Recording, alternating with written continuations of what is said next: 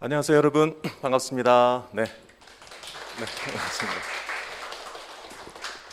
글쎄, 다는 모르겠지만 여러분께서 이 자리에 어떤 마음으로 계실지 조금 이해할 것 같긴 합니다. 네, 설명의 자리가 항상 그렇습니다. 뭔가 좀 낯설고 약간 또 마음이 어떤 의지는 충만하지만 또 부담감도 느끼시고 할 것 같긴 한데요. 오늘은 여러분 저한테 주어진 시간이 5분여 남짓 같습니다. 그래서 민법에 대한 전반적 말씀을 나누는 것도 물론 중요하겠습니다만 아마 여러분께 제가 드리고 싶은 것 또 듣고 싶은 것은 두 가지 않을까. 내가 공부를 어떻게 하면 될 거야. 두 번째는 너라는 사람이 어떤 사람이니? 라는 하신 것 같아서 그 얘기를 한번 좀 전해드려 볼까 합니다. 여러분 뜬금없겠습니다만 한번 여러분 댁이 어디신지를 한번 설명해 주실 수 있을까요? 네, 속으로 생각해 보십시오. 네, 어디 있는지에 대해서 아마 낯서실 겁니다. 왜? 질문에 대해서 좀 우리가 익숙하지 않거든요. 하지만 한 번쯤만 좀 생각해 보십시오. 아마 지하철을 타야 된다는 분도 있을 거고 동네 말씀을 두신 분도 있을 것 같습니다. 하나만 더 여쭤보겠습니다. 이제 여러분 한번 여러분 집에 여러분 방이 있으시다면 방을 한번 좀 저한테 소개시켜 보시죠. 이 두 가지는 제가 여러분에게 상담을 할 때 종종 드리는 질문 중에 하나입니다. 여러분 방향성이 없으면 설명하기 쉽지가 않습니다. 그렇죠? 아마 그냥 어디 사는데요 이런 분도 있으실 거고요. 여기서 30분 거리에 지하철 타면 2호선 타면 걷는 곳 살고 있습니다. 어떤 분께서는 집에 침대가 있고 책상이 있어요 한 분 있을 거고 어떤 분께서는 현관문 오른쪽에 방이 있고요. 그리고 방의 오른쪽에는 침대가 맞은편엔 책상이 있습니다. 이런 분도 있을 겁니다. 앞서서 선생님들께서 좋은 말씀 주셨습니다. 그 중에서 하나가 나이들은 공부가 힘들어라는 말씀하신 것 같은데요. 나이 들어서 공부 쉽지 않다는 말씀은 조금 맞지 않을 수 있는 얘기입니다. 충분히 해볼 수 있거든요. 근데 뭘 놓쳐서 그럴까요? 네, 바로 방향성을 놓쳐서 그렇습니다. 다시 한번 정리해 볼게요. 시간, 거리, 방향 등등에 대한 고민하신다면 여러분께서 훨씬 더 다른 말을 하게 됩니다. 민법도 그러합니다. 여러분께서 민법을 처음 공부하실 때 듣는 말씀이 있습니다. 민법은 상당히 힘들어라는 말씀들이 있죠. 민법은 쉽지 않습니다. 여쭤보죠. 민법 법합이죠? 네, 그렇지는 않습니다. 민법을 법학으로서 보신다면 여러분께서는 쉽지 않은 길 가신 겁니다.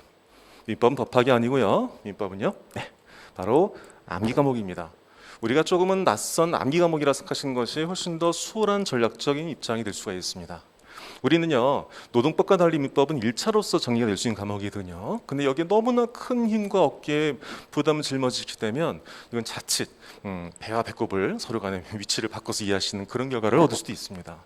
제일 첫 번째 뭐라고요? 여러분께서는 민법이란 것은 그 법이란 것은 잊으시고요. 얘는 암기 과목이야 하신다면 한번 우리가 충분히 해볼 만한 내용들이 될 수가 있으실 겁니다. 수험에 관련 중요한 것은 뭘까요? 네, 우리가 보통 전략적으로 등등 얘기를 합니다. 그렇죠? 네, 뭐 어떻게? 근데 중요한 것은 수험생의 자세는요. 아까도 노무사님께서 말씀하셨지만 전력을 다하는 겁니다. 하지만 우리가 전력을 다했음에도 왜 좋은 결과를 얻지 못할까요? 그건 말씀드렸지만 바로 전략의 부재일 수가 있습니다. 여러분께 제가 의도해 드릴 것은 이겁니다. 앞으로 배우실 민법에서 어디가 시험 나올지 그건 제 파트라 볼 수 있습니다. 따라서 그런 포인트 위주로서 여러분께 민법의 길을 진행시켜 드릴까 해보겠습니다. 자, 커리를 잠깐 말씀드릴 건데 여러분, 왜냐하면 민법이 어떤 것인지 과목에 대한 이해는 아마 조금 쉽지 않으실 것 같아서 한 번쯤은 제가 어떻게 흘러갈지에 대한 거시적 그림을 한번 드려보겠습니다.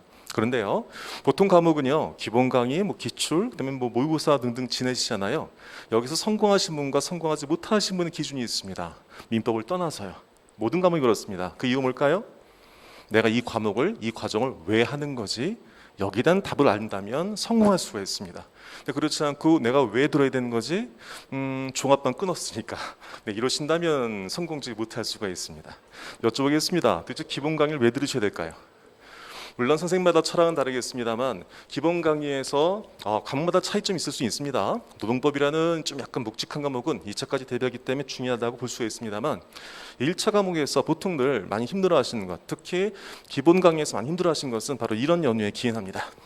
볼게요, 여러분. 자, 제가 어디로 가고 있을까요? 위쪽이요. 밑쪽 같은데요. 그렇죠? 네, 볼게요. 네. 저는 이쪽 길을 향해서 말씀을 드리고 있습니다. 제 머릿속은요 민법이란 것은 우상향이거든 이라는 생각이 있거든요. 근데 실제 강의할 때 어떻게 이루어질까요? 이렇게 이루어집니다. 보통 이루어지죠? 네, 부분 분별로. 전체 그림 파악한다면 이 내용들의 방향성을 파악하기 때문에 훨씬 더 쉽습니다만 그렇지 않습니다. 민법이란 것은 따라서 첫 번째 기본 강의에서 가장 중요한 것은 뭐냐면 이해하기하고 설명하기입니다. 이해하기까지는 이해되시죠? 하지만 이해하기도 약간 낯설 수 있습니다. 왜 대부분은 공부는 암기해야 되는 거 아니요? 아니요. 기본 강의는 이해해야 하는 겁니다. 두 번째 뭘까요? 설명입니다. 어떤 분야에 대해서 내가 내 말로 설명한다는 것은 그 분에 대한 이해를 확실히 했다는 뜻이 될 수 있습니다. 따라서 여러분께서는 이 기본 강의를 통해서는 중요 포인트입니다. 전체가 아니에요. 중요 포인트의 맥마다 이해하기와 설명하기, 암기가 아니에요. 네, 이 작업을 하시면 되겠습니다. 두 번째, 보통 여러분께서는 그 다음에 기출 과정을 들으시죠? 그럼 여쭤보겠습니다. 기출을 왜 공부할까요? 아마 이렇게 단권한 말 들으셨죠? 단권화해야 된다는 말씀드렸을 겁니다. 그럼 여쭤보죠. 단권화는 언제 하는 걸까요? 바로 단권화 과정이 기출 과정입니다. 좀 당황스러우시죠? 보통은 단권화는 기본 강의 들을 때 할 것 같죠? 그렇지 않습니다.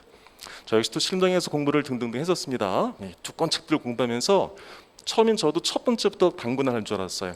그렇지 않습니다. 단권화는 것은 뭐냐면 언제 기출에서 선별과 집중하기 영역을 하면서 정리하신 겁니다. 따라서 첫 번째 기본에서는 이해를 하시고요. 두 번째 기출 과정에서는 단권화 작업을 하시면 되겠습니다. 세 번째, 그렇다면 왜 모의고사 과정을 볼까요? 그죠? 네, 이럴 수 있지 않겠습니까? 기출에서 보통 7, 80이 나와. 그럼 기출만 보면 되지 않습니까? 근데 왜 도대체 모의고사를 또 봐야 될까요? 참 희한하죠? 같은 사람도 다른 곳에 보게 되면 달리 보입니다. 같은 지문도 다르게 배치된 문제 보기엔 다르게 보입니다. 그것이 바로 문제 다지기 작업이 되겠습니다. 내가 명확히 알고 있는지를 확인받는 작업이죠. 두 번째는요. 단순히 기출만 다지게 한다면 뭐 기출만 보면 되지 모의고사 볼 필요 없거든요. 두 번째는 기출 외적인 것에 늘리기 작업이 필요하신 겁니다. 바로 이 세 가지 때문에 님께서는 기본과 기출과 세 번째 모강 작업을 하시게 된 겁니다. 이해되셨습니까? 기출에서는요. 이해하시고 설명하는 겁니다. 두 번째 기본에서는요. 기출에서는요. 선별과 집중하시는 겁니다. 세 번째 모강에서는요. 다지기와 늘리기를 하신 겁니다. 어때요? 여러분 제가 뵙는 5분이라는 시간이지만 좀 머릿속에 남으실까요? 그랬으면 제 5분 동안 특강이 좀 되면 되지 않았을까라는 생각이 들어봅니다. 방법을 좀 말씀드리겠습니다. 전 단순히 민법만이 아니고요. 앞으로 여러분께 공방업이라는 말씀으로 공부, 방법, 업그레이드를 해드리겠습니다. 그 중에 하나입니다. 매직 7 방법이에요. 이건 여러분 민법만이 아니고 여러분께서 공부하실 모든 암기 과목에 적용될 수가 있습니다. 제일 첫 번째는요. 몇 분을 30일 동안을 보는 것이 수험생의 덕목입니다. 어떤 과목이든 한 달을 넘지 않게 운영해 보시는 겁니다. 두 번째는요. 그런 다음에 14일 내로 기출문제 정리해 보는 겁니다. 그런 다음엔 14일 내로 기본서를, 다음에는 7일 동안 기출을, 다시 7일 동안의 기본서를, 그 반인 3일 동안 기출을, 나머지 3일인 기본서를. 이게 보통 대략 3달 정도의 시간이 걸리십니다. 이 정도의 공부가 되시면 여러분 가능하는데 어떠한 암기 시험도 충분히 해볼 수 있는 실력이 되실 겁니다. 따라서 여러분 아까도 말씀드렸지만 수험이라는 것은 단순히 전력을 다한다는 것이 아니고요. 뭘 잡아드려야 될까? 전략이 중요합니다. 하나만 약속드리겠습니다. 여러분과 같은 노무사를 공부하신 분, 그리고 제가 강의를 부탁한 것은 로스쿨 준비하는 변호사 시험 준비한 분들, 그리고는 중개사 분들 등등에 맞춰서 강의를 하고 있는데요. 그분에게 제가 보통 강의할 때 저희 특징이 이렇습니다. 강사 입장에서는 여러분 빠짐없이 강의를 하는 것이 도움될 때 있습니다. 왜 그럴까요? 만약에 혹시 내가 말하지 않은 곳에서 문제가 발생될 수 위험을 줄일 수 있으니까. 전 그건 강사의 미덕이라고 생각하지 않습니다. 저는 제가 예측한 범위 안에서의 범위를 확실히 줄여서 정리해 드릴 겁니다. 물론 그것이 100% 수호하지 못하지만 우리는 선택 과목이고요. 커트라인만 넘기면 되는 시험입니다.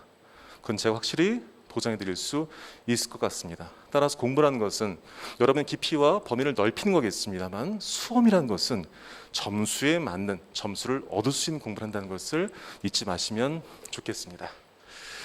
강의를 하면서 제가 모토처럼 삼아왔던 말입니다. You go, we go입니다. 여러분이 가신다면 제가 함께 하겠습니다. You go, we go. 감사합니다.